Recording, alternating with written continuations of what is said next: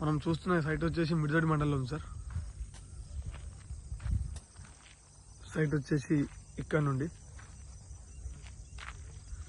ఆ వెనకాల కనిపించే చెట్ల వరకు స్క్వేర్లో ఉంటుంది సార్. 20 గుంటల సైట్.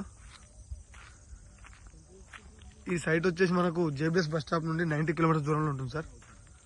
అలాగే షామీర్పేట వచ్చేసి 70 కిలోమీటర్స్ దూరంలో ఉంటుంది. గజ్వేల్ నుండి 34 కిలోమీటర్స్ దూరంలో ఉంటుంది సార్. ఇక్కడి వరకు ఈ సైట్ మనకు బీటీ రోడ్ నుండి ఒక 1300 మీటర్స్ దూరంలో మట్టి రోడ్ ఉంటుంది సార్.